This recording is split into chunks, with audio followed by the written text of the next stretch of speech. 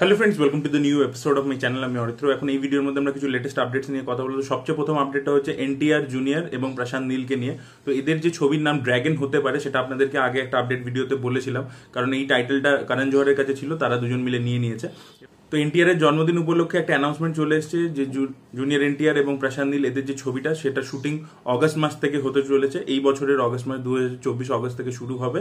তো দেখা যাক ছবিটা কিরকম হয়, কবের মধ্যে কমপ্লিট হয়ে যায়। এবং সালার 2 এরও শোনা ছিল শুটিং শুরু হবে। তো যদি এইটা অগস্ট থেকে শুরু হয়, তার আগে তো সালার 2 কমপ্লিট করা যাবে না। সালার 2 শুট করতে অনেকটা টাইম লাগবে। তো মনে হচ্ছে মাইট বি সালার 2 এর শুটিংটা পিছিয়ে যাবে। তো দেখা যাক সেটা কি হয়। আপনারা কতটা এক্সাইটেড ছবিটাকে নিয়ে অবশ্যই কমেন্ট সেকশনে জানাবেন। পরবর্তী আপডেটটা হচ্ছে রামায়ণকে কেন্দ্র করে।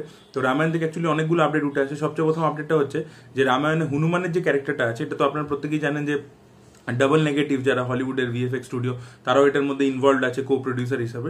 তো তারা ডিসাইড করেছে যে হনুমানের ক্যারেক্টারটা যেটা সানি দেওল প্লে করবে সেটাকে নিয়ে ইটসেলফ একটা আলাদা স্পিন অফ তারা তৈরি করবে। ইয়েস, এটা এখন থেকেই পরিকল্পনা তাদের চলছে। আর এছাড়া বলে রাখি, রামায়ণ কিন্তু 3টে পার্টে আসবে না, 2টো পার্টেই আসবে। এবং মেকার্সরা কিন্তু একসাথেই 2টো পার্টকে এক স্ট্রেচে শুট করে নেবে। এরকম নয় যে পার্ট 1 রিলিজ করবে, সেটা সাকসেস দেখে পরে পার্ট 2টা শুট হবে, তা কিন্তু নয়। একেবারেই 2টো পার্টের মধ্যে পুরোটা শুট হবে। 350 দিনের শিডিউল হতে চলেছে। একটানা ওয়ান স্ট্রেচে পুরো ছবিটাকে কমপ্লিট করার প্ল্যান করছে। 2025 ডিসেম্বর অব্দি এরা 2টো পার্টকে কমপ্লিট করে দেওয়ার প্ল্যান করছে। এবং ছবিটা কিন্তু পিছিয়ে গেছে। ছবিটা কিন্তু 2025 মুক্তি পাবে না, যেরকম আগে শোনা যাচ্ছিল। ছবিটা 2026 শিফট হয়ে গেছে। আর এছাড়া বলে রাখি, রামায়ণকে কিন্তু কিছু লিগাল হ্যাসেলও ফেস করতে হচ্ছে। মধু মান্ডেনা যেহেতু ছবিটা থেকে সরে দাঁড়িয়েছেন, তো তিনি কিন্তু বারবার নোটিশ ইত্যাদি পাঠাচ্ছিলেন যে সে যে সময় ইনভলভ ছিল সেই স্ক্রিপ্টটাকে নিয়ে এখনো শুটিং হচ্ছে। তো তিনি তো পয়সা ইত্যাদি দিয়েছিলেন, তো তিনি নিজের কম্পেনসেশন চান। তো এখন রিসেন্টলি উনি আর কি, যেহেতু কাজ চলছিল, তাই জন্য উনি একটা কোর্টে কেস করেছেন। এবং এখন নাকি 1 সপ্তাহের জন্য ছবিটা শুটিং কিন্তু স্টল হয়ে গেছে। তো যতক্ষণ লিগাল হ্যাসেলগুলো কমপ্লিট হচ্ছে না, শেষ হচ্ছে না, ততক্ষণ কিন্তু এই ছবির শুটিং রিজিউম হবে না। আপডেটটা হচ্ছে রণবীর সিং এবং প্রশান্ত ভার্মার ছবিটাকে। এই ছবিটা নিয়ে লাস্ট কদিন ধরে খুব কথা হচ্ছিল, কারণ প্রশান্ত ভার্মা রিসেন্টলি হনুমান বলে ছবিটাকে বিশাল বড় একটা হিট ছবি দিয়েছিল। এবং তারপরেও তার অন্য ছবি আসছে অনেক, মানে তাকে নিয়ে লাইন আপ হচ্ছিল। রণবীর সিং এর সাথে মাইত্রী মুভি মেকার্স এর ব্যানারে সে একটা ছবি করার কথা ছিল, রাক্ষস বলে। তো সেটা নিয়ে আপডেট উঠে আসছিল, বাট এখন শোনা যাচ্ছে এই ছবিটা হবে না। ইয়েস, পিঙ্ক ভিলার একটা রিপোর্ট সেটাই বলছে। হিমেশ তিনি জানিয়েছেন যে তাদের ক্রিয়েটিভ ডিফারেন্সের জন্য তারা পার্ট অ্যাওয়ে হয়ে গেছে। রণবীর সিং এবং প্রশান্ত ভার্মা একসাথে এই ছবিটা করবে না। পরবর্তী আপডেটটা হচ্ছে পাইরেটস অফ দ্য ক্যারিবিয়ানকে নিয়ে। তো পাইরেটস অফ দ্য ক্যারিবিয়ান প্রত্যেকেরই পছন্দের ছবি এবং জ্যাক স্প্যারো ক্যারেক্টারটা প্রত্যেকের পছন্দ। তো এই ছবিটার মানে 2টো part, 2 parts of pirates of the Caribbean আর ইন ওয়ার্ক। ইয়েস, এরকমই একটা আপডেট উঠে আসছে যে 2টো ছবির একসাথে প্ল্যানিং ইত্যাদি চলছে। পরপর সেই ছবি দুটো আমরা দেখতে পাবো, এখন প্ল্যানিং লেভেলে আছে। পরবর্তী আপডেটটা হচ্ছে অনুরাগ কাশ্যপকে নিয়ে। তো অনুরাগ কাশ্যপ ববি দেওলকে নিয়ে একটা ছবি করবেন বলে আপনাদেরকে আপডেট দিয়েছিলাম আগেই। তো এই ছবিটার বিষয়বস্তু হতে চলেছে যে একটা লোক যাকে ফলস রেপ কেসে ফাঁসানো হয়েছে, সেরকমই একটা রিয়েল লাইফ লোকের ওপর থেকে ইন্সপিরেশন নিয়ে, তার লাইফ থেকে ইন্সপিরেশন নিয়ে ছবিটাকে করা হয়েছে। এই ছবি স্টার কাস্ট সম্পর্কে জানা গেছে। এতে ববি দেওলের সাথে সাথে সানিয়া মালহোত্রাকে আমরা দেখতে পাবো, শাবা আজাদ রয়েছে, এছাড়া মালায়ালাম একটা জজু জর্জ থাকতে চলেছেন। আর এছাড়া বাংলা থেকে আমাদের ঋদ্ধি সেনও থাকবে এই ছবির মধ্যে। দেখা যাক ছবিটা কিরকম হয়। পরবর্তী আপডেটটা হচ্ছে অজিত কুমারের ছবি বিদ্যা মুয়ার্চিকে নিয়ে। তো এই ছবির যে ফাইনাল শিডিউল সেটা জুন মাসের শেষে শুরু হবে। আজারবাইজানে এই ছবির শুটিং হবে ফাইনাল শিডিউলে। ক্লাইম্যাক্সের যে অ্যাকশন সিনটা সেটা বাকি আছে, আর সামান্য কিছু এদিক ওদিকে শুট বাকি আছে।